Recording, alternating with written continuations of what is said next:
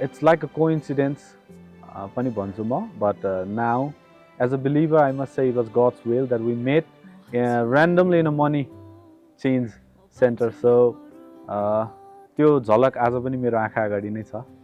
So how we met. So she was unable to recognize me for the first 5 seconds अनि त्यसपछि बल्ल उसले मलाई चिनेको थियो.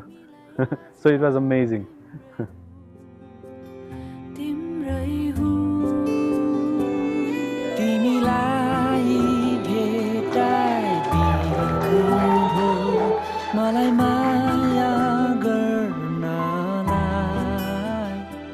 Yeah, basically हाम्रो relationship को पनि अब 7 years हामी complete गर्यौं. Life is just ups and downs. अनि हामी अब उतार हुन्छ चढाव हुन्छ हामी हिँड्दै जान्छौं. फेरि there are differences, then we again make up, and being a believer and a Christian हाम्रो विवाहको बीचमा चाहिँ परम प्रभु हुनु भएको हुनाले it's easier for us to settle things.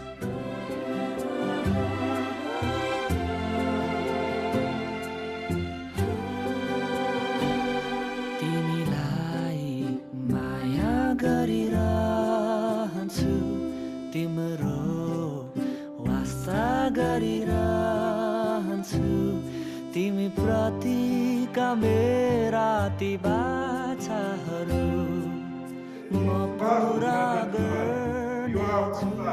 आफ्नो पतिको रूपमा स्वीकार गर्न तयार हुनुहुन्छ?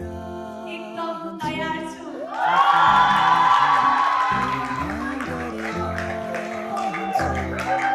तिमीले नै अलग नगरेसम्म. Understanding, like how he kept me, because I can confess here, right? I was like ekdam committed basna sakne manche ho, हैन, and today I'm here, like it's after 7 years of that relationship, and like he made me mature भन्छु म चाहिँ. He guided me, हैन, he directed me, he helped in my growth to make me mature as well.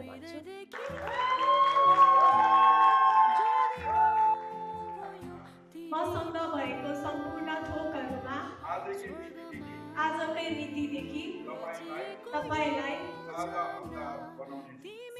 हकदार बनाउनेछु.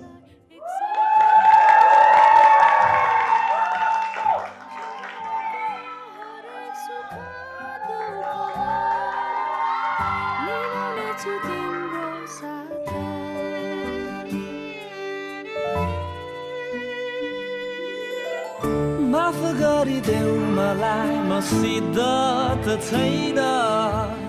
तिमीले चाहे जस्तो सबै गर्न सक्दिन, तर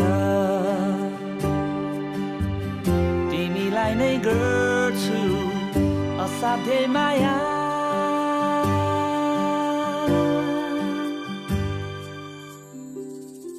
म हाँसु या रोऊ म बाँचु या मरु म तिम्रै हुँ.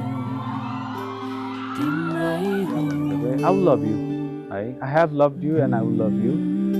आज जसै हामी करार बाँच्दै छौँ प्रभुको अगाडि, अनि त्यो प्रतिज्ञालाई चाहिँ मैले एकदम विथ प्रेयर मैले चाहिँ त्योसँग एकदम एकाउन्टेबल भएर जिउने छु. अनि फर प्रज्ञास फ्यामिली छोरीको चिन्ता गर्न छोडिदिनुहोस् अब चाहिँ, है.